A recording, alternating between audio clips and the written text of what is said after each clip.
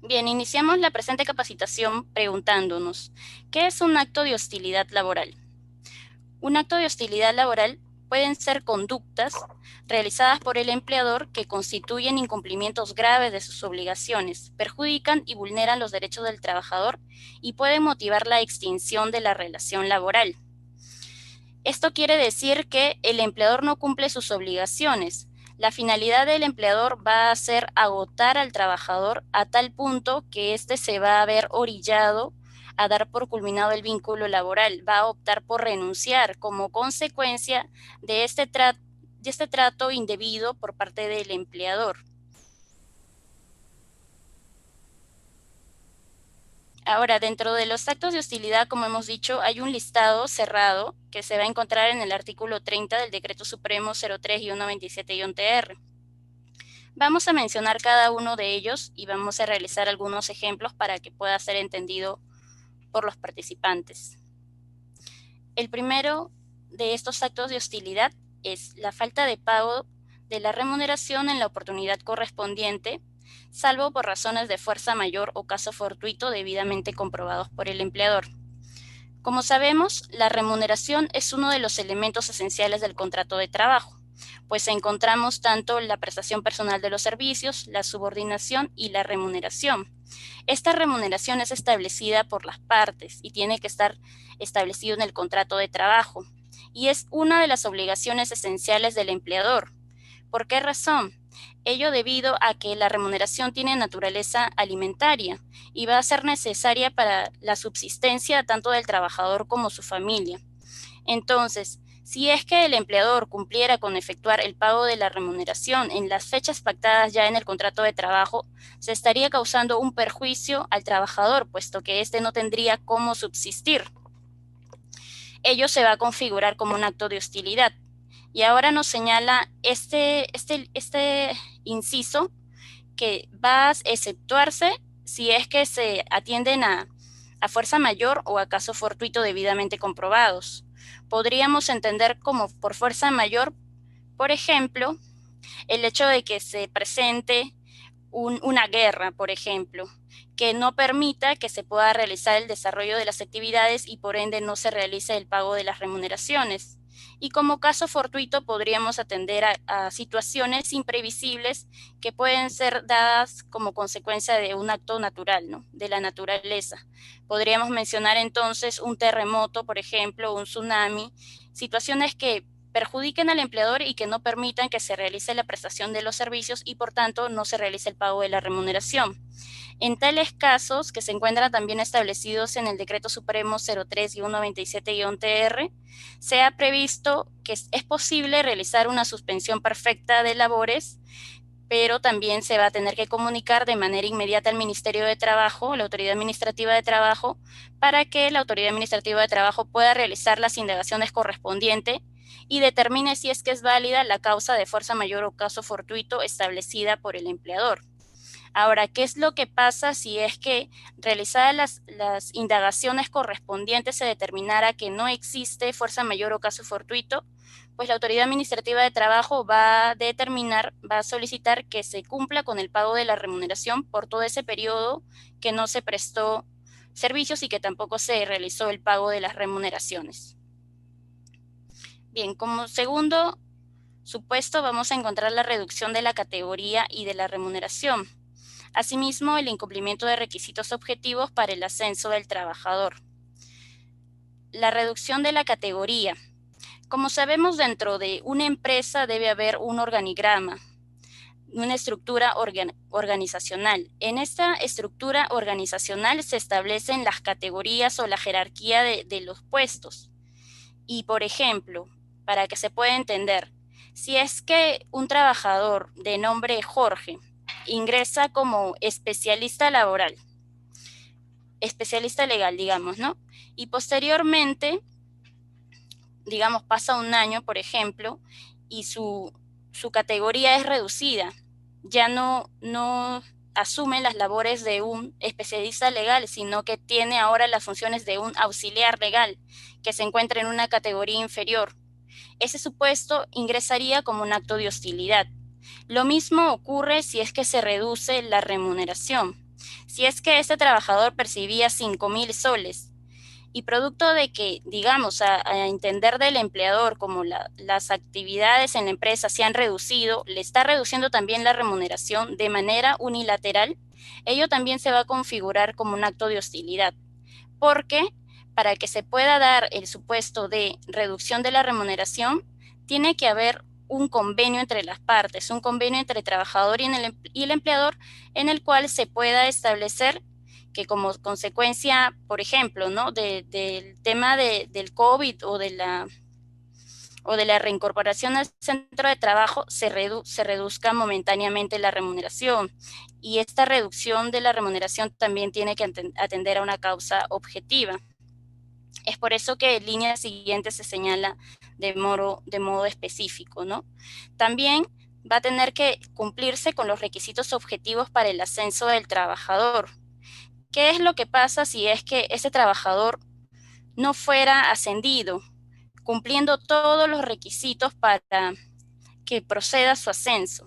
Tiene el título, tiene la maestría o el doctorado, tiene la experiencia, pero no es ascendido. Sin embargo, su compañero, que no cuenta con el perfil académico y la experiencia necesaria para cubrir este puesto, fue ascendido. En este caso, claramente hay un acto de hostilidad y es posible presentar una denuncia a efectos de que se realice una inspección en el centro de trabajo. El traslado del trabajador a un lugar distinto de aquel en el que preste habitualmente servicios, con el propósito de ocasionarle un perjuicio.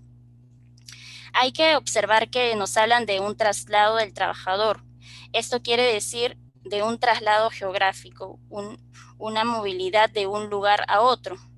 Por ejemplo, el trabajador labora en Jesús María y ahora quieren trasladar sus servicios, quieren que preste servicios, por ejemplo, en Pachacamac, San Juan del Lurigancho, por ejemplo.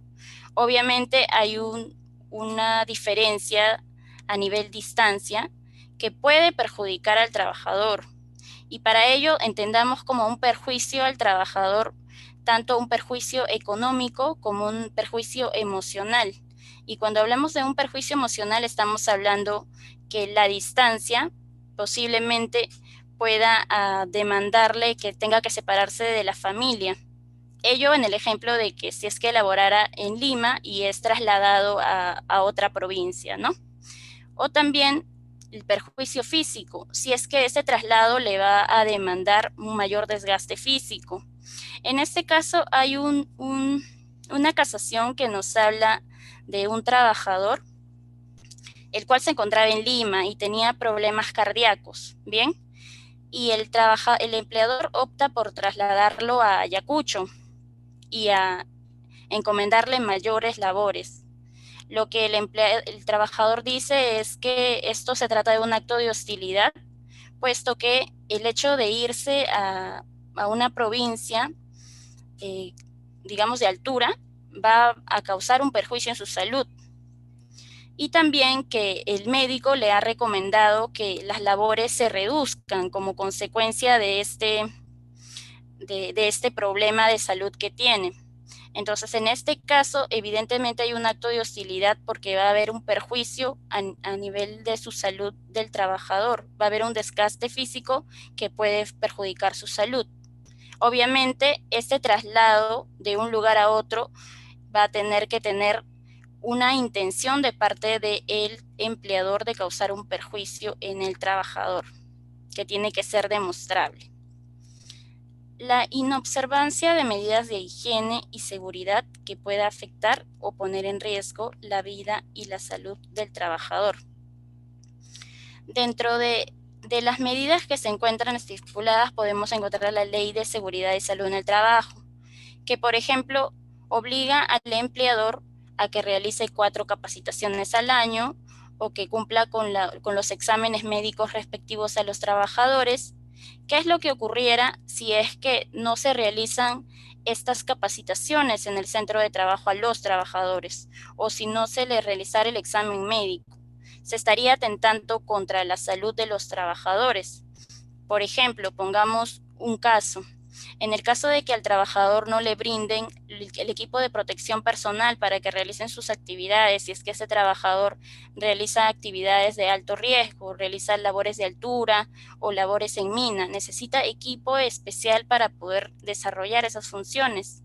Si es que no se le brindan las medidas y no se le brinda el equipo de protección personal para que pueda desarrollar sus labores, se estaría realizando un acto de hostilidad al trabajador. Ahora nos habla de medidas de higiene y de seguridad. El ejemplo que he puesto se engloba o se encuentra dentro de las medidas de seguridad. Una medida de higiene. Bien, ¿qué es lo que pasa si es que un trabajador labora en un lugar cerrado o pequeño y en este lugar donde desarrolla sus labores por 8 horas no se realiza limpieza? Entonces empiezan a salir ácaros, empiezan a verse hongos en el lugar y ese es el lugar donde va a almorzar. Entonces, como va a guardar ahí sus alimentos en lo que llega la hora del almuerzo, obviamente también se van a contraer por ahí estas bacterias. Ello estaría atentando contra su salud. Y en el caso de que el trabajador haya cumplido con comunicar al empleador que se realice una limpieza del área donde él se encuentra trabajando y el empleador haya hecho caso omiso a estas solicitudes, pues se configura, mejor dicho, un acto de hostilidad que también causaría un perjuicio al trabajador y por el cual podría acudir a la vía judicial a solicitar bien el cese de estos actos o, por otro lado, una indemnización por el perjuicio o por el daño a su salud.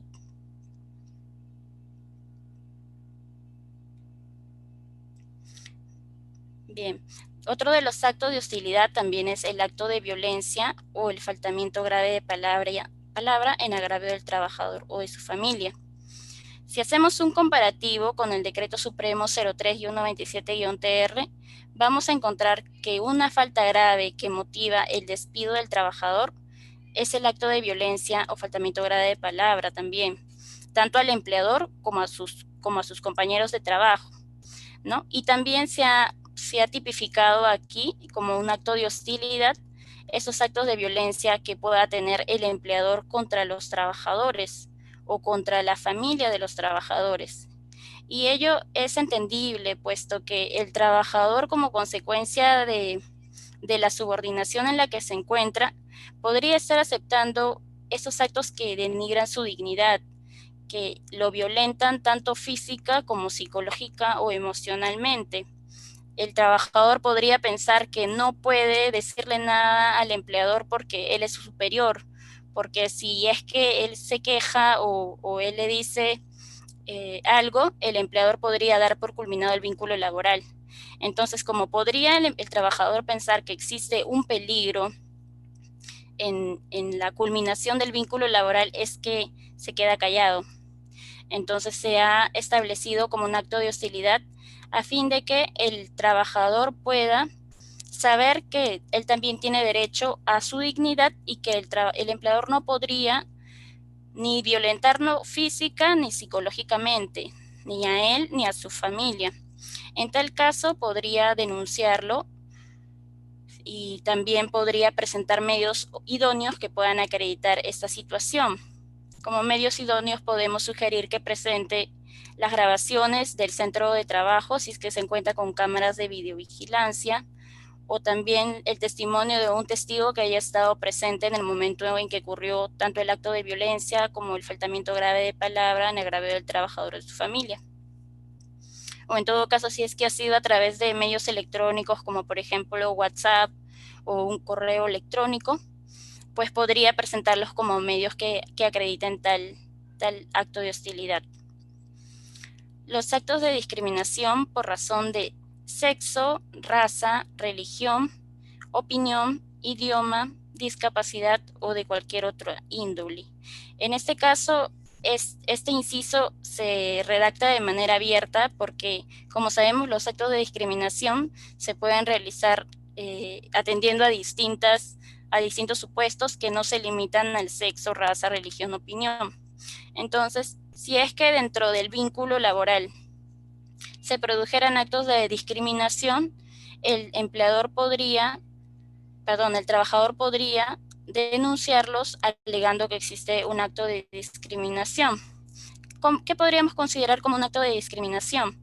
Pues podríamos considerar como un acto de discriminación el hecho de que todos los trabajadores varones perciban una remuneración superior a la remuneración que perciba una trabajadora mujer por el simple hecho de ser mujer.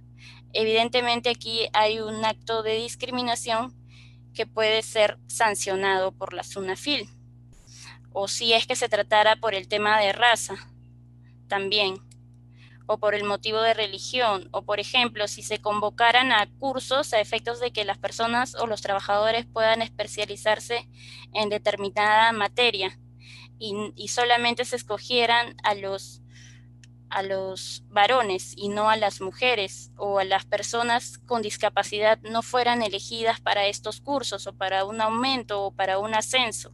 En este caso se presentan los actos de discriminación que pueden ser sancionados para que puedan ser fiscalizados posteriormente por la autoridad inspectiva de trabajo. Los actos contra la moral y todos aquellos que afecten la dignidad del trabajador. Este inciso también es amplio y aquí quiero recalcar que en el caso de los actos de hostilidad se evalúa caso por caso, porque las situaciones pueden ser diversas y puede ser que en un caso sí se considere que se ha configurado un acto de hostilidad y en otro no, y ello va a depender en sí de lo establecido en el contrato de trabajo, de lo establecido en las condiciones pactadas en el contrato de trabajo, la naturaleza del servicio. Eso es lo que tiene que atender el trabajador también si es que quiere identificar si es que existe un acto de hostilidad equiparable al despido. Bien, como actos contra la moral o a cualquier acto que afecte la dignidad del trabajador podemos encontrar el hecho de que se le disminuyan las labores al trabajador.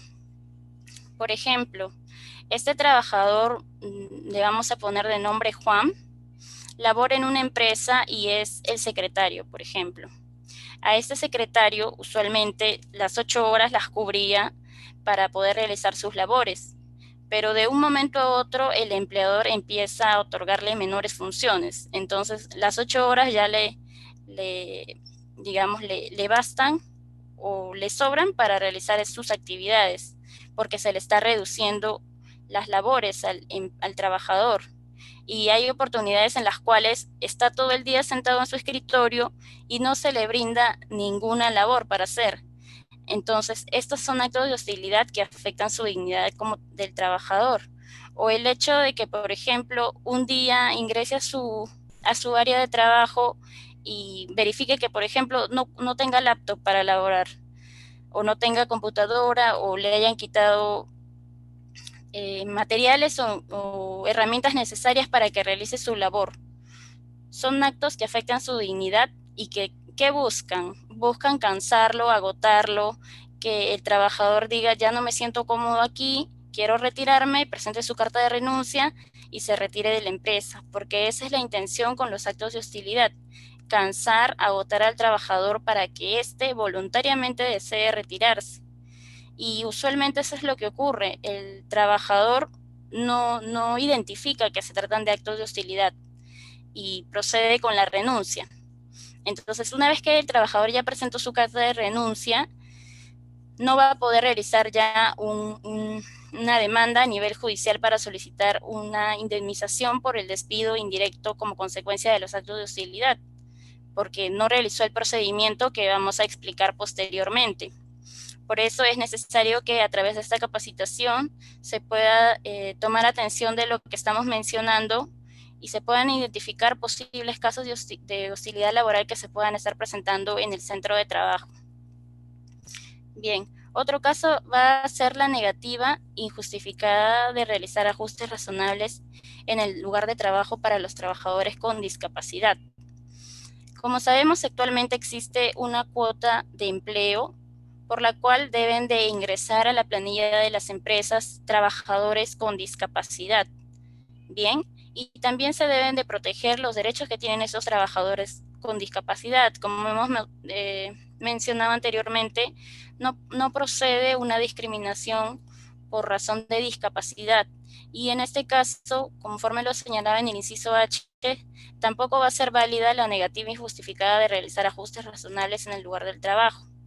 ¿Qué es lo que ocurre? Si, por ejemplo, existe un trabajador que se desplaza en silla de ruedas y en el centro de trabajo no existe, por ejemplo, una rampa para que pueda subir, ¿qué es lo que debería hacerse? Podría el trabajador solicitar al empleador que por favor establezca una rampa o que cree una rampa para que él pueda desplazarse cómodamente a su centro de trabajo. En este caso, el empleador va a tener 10 días hábiles para evaluar la solicitud del trabajador y determinar si es que la misma procede o no. El acto de hostilidad se va a configurar si es que transcurrido este periodo el empleador no responda o habiendo evaluado las condiciones en las cuales trabaja el trabajador, como es el puesto de trabajo, las labores encomendadas, las herramientas que usa, el material que necesita, no adopte los ajustes razonables. En ese caso se estaría incurriendo en un acto de hostilidad equiparable al despido. Podemos poner otro ejemplo en el caso de las personas de talla baja. Para la marcación, por ejemplo, ¿no? Si es que el empleador cuenta con una marcación, digamos, a 1,50 m o 1,60 m, evidentemente ese trabajador no va a poder realizar el marcado de su asistencia, tanto de ingreso como de salida. ¿Qué es lo que debería hacer el trabajador? Pues solicitar al empleador pueda adoptar las medidas a fin de que éste también pueda realizar la marcación, puesto que no puede realizarlo del modo en el que actualmente se viene efectuando. Y no necesariamente se requiere que el trabajador solicite formalmente al empleador, porque el empleador, evidenciando tal situación, evidenciando que hay problemas que no permiten al trabajador que realice sus labores de manera correcta o se desenvuelva con naturalidad, va a tener que adoptarlos. Entonces tampoco es que el trabajador deba de realizar una solicitud para que el empleador cumpla con los ajustes razonables. El empleador también tiene que observar el bienestar de sus trabajadores y como consecuencia de ello, si es que observa alguna incomodidad o algún problema, va a tener que optar por realizar estos ajustes razonables. Bien, o en el caso de los trabajadores también de talla baja, que cuenten con una silla que, digamos, no le permita sentarse, o en el caso de que la laptop esté ubicada a una distancia que no permita que el trabajador labore cómodamente. Es en verdad un estudio que debe realizarse de manera completa tanto del área como de los materiales, las labores que realiza el trabajador, a fin de darle esa comodidad al trabajador para que pueda realizar sus funciones. Bien. Bien, ahora vamos a hablar sobre el procedimiento. ¿Qué hacer si se reconoce que está siendo hostigado el trabajador? En este caso, el trabajador, luego de que evidencia los actos de hostilidad por parte del empleador, va a poder emplazarlo por escrito imputándole el acto de hostilidad, que podría ser bien el incumplimiento de pago de las remuneraciones en la oportunidad correspondiente o la reducción de las remuneraciones de manera unilateral, por ejemplo, y va a otorgar un plazo al empleador para que pueda bien efectuar sus descargos o enmendar su conducta. Este plazo no puede ser inferior a 6 días naturales. Entonces, el trabajador va a trasladar esta solicitud, esta imputación de los actos de hostilidad del empleador, y el empleador tiene un mínimo de días que es de 6 días naturales para que pueda bien enmendar su conducta o bien presentar sus descargos respecto de la imputación de actos de hostilidad. Entonces, tiene dos opciones: bien cesar el acto de hostilidad o, por otro lado, persistir con los actos de hostilidad. En un caso, el empleador va a reconocer que sí, efectivamente está obrando mal, está causando un perjuicio al trabajador que no permite que desarrolle sus actividades de modo correcto y decide cesarlos. Y por el otro lado, el empleador hace caso omiso a la imputación de los actos de hostilidad que ha trasladado el trabajador y decide mantenerlos, decide continuar, no hace caso, no enmienda su conducta, no presenta sus descargos. ¿Qué es lo que puede hacer el trabajador en tal situación?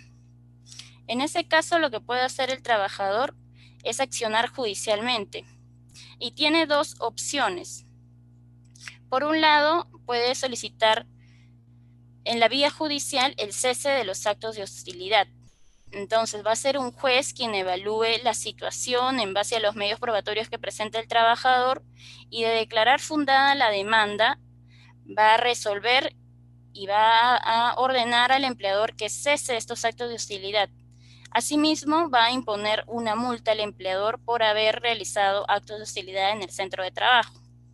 La otra opción que tendría el trabajador es dar por concluido el contrato de trabajo, por lo cual el trabajador va a tener que solicitar una indemnización por los daños y perjuicios como consecuencia de estos actos de hostilidad. Y este pago indemnizatorio va a ser independientemente de la multa que se va a emitir, así como de los beneficios sociales que pudieran corresponder por el tiempo de servicios que estuvo prestando el trabajador para la empresa. Asimismo, independientemente de este procedimiento, lo que puede hacer el trabajador es interponer una denuncia ante la SUNAFIL a fin de que se realicen las actuaciones de inspección de trabajo correspondientes. Bien, ahora hay un caso especial que también quiero mencionar, que es el caso de los actos de hostigamiento sexual. En el caso de los actos de hostigamiento sexual también se configuran como un acto de hostilidad. Y en este supuesto no va a ser necesario realizar todo este procedimiento, es decir, no va a ser necesario que la trabajadora o el trabajador, porque el acto de hostigamiento sexual puede realizarse tanto contra una trabajadora o contra un trabajador. No va a ser necesario que se realice todo este procedimiento, es decir, se produce el acto de hostigamiento sexual y lo que puede hacer la trabajadora es directamente acudir a la vía judicial a efectos de solicitar el cese de los actos de hostilidad o de dar por culminado el vínculo laboral y solicitar el pago indemnizatorio. No es necesario que el trabajador previo a esta demanda impute al empleador el acto de hostilidad. De manera directa va a ir a solicitar en la vía judicial bien el cese de la hostilidad o la terminación del contrato y la consecuente indemnización por los daños y perjuicios como consecuencia del acto de hostigamiento sexual que vulneró su dignidad como trabajadora. El procedimiento inspectivo. Como sabemos, la SUNAFIL es una institución que supervisa, fiscaliza el cumplimiento de las obligaciones laborales y es en ese sentido que puede realizar actuaciones inspectivas a fin de verificar que se estén cumpliendo con las obligaciones establecidas en la norma en materia de relaciones laborales, en materia sociolaboral y de seguridad y salud en el trabajo. Bien, al respecto tenemos que decir que el procedimiento inspectivo puede iniciar tanto a raíz de una denuncia presentada por el trabajador como por una tercera persona, o también puede ser por iniciativa del inspector que haya podido observar un caso de incumplimiento o por decisión del sistema de inspección del trabajo. En cualquier caso, va a proceder este procedimiento inspectivo. Bien, ahora, como consecuencia de esta denuncia, se va a generar una orden de inspección.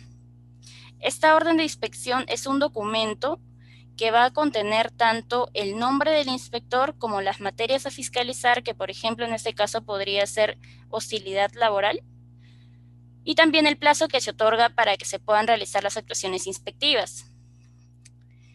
Bien, una vez que se asigna el inspector, este va a tener un máximo de 10 días hábiles para realizar la primera actuación inspectiva, que podría ser la comprobación de datos o la visita al centro de trabajo, por ejemplo. Bien, y una vez que inicie la primera actuación inspectiva, el inspector va a tener un plazo máximo de 30 días para culminarla. Y dentro de ese periodo puede también emitir medidas inspectivas. La más conocida vendría a ser la medida de requerimiento, por la cual se otorga un plazo adicional al empleador para que cumpla con subsanar supuestos de incumplimiento de las normas sociolaborales. Concluido el periodo o concluido el plazo, el inspector va a tener que emitir un informe de inspección o un acta de infracción, ello dependiendo de lo que haya visualizado en el procedimiento de inspección. Si es que, por ejemplo, realiza las actuaciones inspectivas, se acerca al centro de trabajo, requiere información, visualiza que no existe un incumplimiento a las normas sociolaborales, va a emitir un informe de inspección. Pero si, por otro lado, realizando las visitas al centro de trabajo, solicitando mayor información y verificando o evaluando los medios probatorios presentados por el trabajador, verifica que sí hubo un acto de hostilidad, pues va a emitir el acta de infracción aplicando la multa correspondiente. ¿Cuáles son las modalidades de actuaciones inspectivas? Puede ser la comprobación de datos o antecedentes por el cual el inspector va a realizar la comprobación de datos a través de medios de información con los que se cuentan las instituciones públicas. En este caso podría acudir a la plataforma de la SUNAT a efectos de verificar cuántos son los trabajadores que han sido registrados en la planilla como trabajadores. Otro modo de realizar las actuaciones inspectivas es a través del requerimiento de información por medio de sistemas de comunicación electrónica. El más conocido es la casilla electrónica, que es un sistema de la SUNAFIL por la cual se requiere información al empleador. Pero no es el único medio, porque también podría realizarse este requerimiento de información a través de medio de correos electrónicos, a través de comunicaciones por WhatsApp, a través de llamadas telefónicas, etc.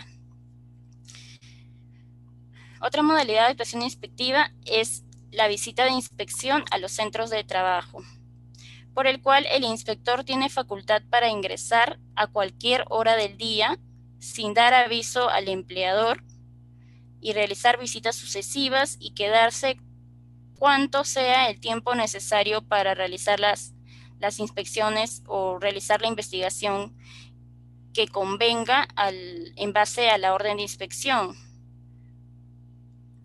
Y estas visitas de inspección, considerando que nos encontramos en estado de emergencia sanitaria, pueden realizarse también a través de medios electrónicos. Es decir, el inspector podría realizar una videollamada con el empleador, con el sujeto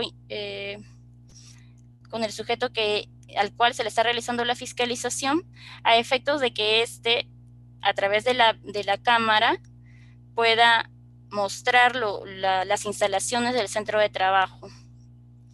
Y la comparecencia, por la cual el inspector cita al empleador a oficinas públicas a efectos de que se pueda llevar información o a efectos de entrevistarse directamente con el representante del empleador o con el empleador sobre dudas que pudiera tener como consecuencia de las investigaciones que se está realizando.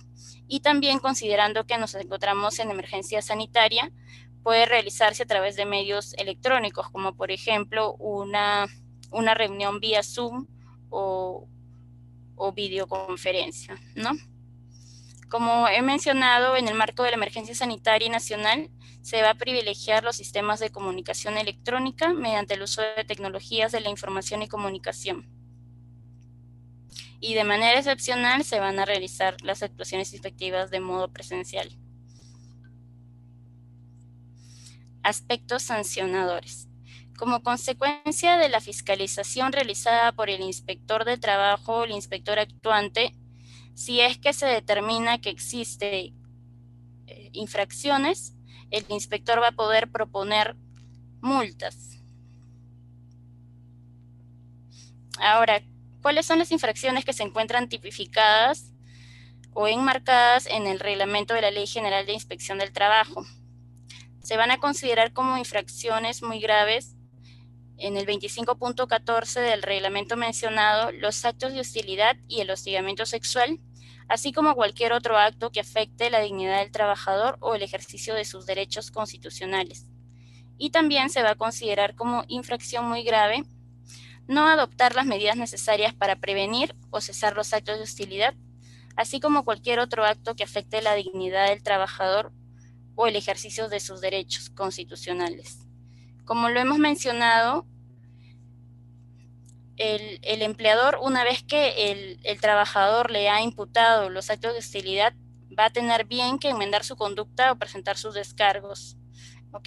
En caso no se realice ello, se estaría incurriendo en actos de hostilidad y se podrían aplicar las multas respectivas. Bien, ahora el Decreto Supremo número 08-2020-TR ha actualizado la tabla de multas, en la cual se establece que la multa más grave, que la cuantía más grave es de 52.53 UITs, y la cuantía va a estar establecida en base a 3 criterios: el número de trabajadores en la empresa, el tamaño de la empresa y la gravedad de la infracción. Como podemos visualizar de esta tabla, la gravedad de la infracción puede ser leve, grave o muy grave. El tamaño de la empresa o el tipo de empresa puede ser microempresa, pequeña empresa o una empresa que no es MIPE. Y también el otro criterio es en base al número de trabajadores afectados, por eso es que hay un criterio de 1 a 10 o a 100 o a 1000 trabajadores o más. Bien, esta es la multa, la escala de multas, y aquí la vamos a encontrar en soles. Entonces, si es que visualizamos, por ejemplo, que se están cometiendo actos de hostilidad en una empresa y esta empresa cuenta por ejemplo, con 1 a 10 trabajadores y se trata de una empresa que es no MIPE, la sanción puede ascender a 11.309 soles. Y si esta empresa contara con más de 1000 trabajadores, la sanción va a ser ascendente a 225.879 soles. Hay que considerar esta tabla. Como he dicho, la actualizada es del decreto, fue emitida con el Decreto Supremo número 08-2020-TR. Bien, eso es todo. Agradezco mucho su atención.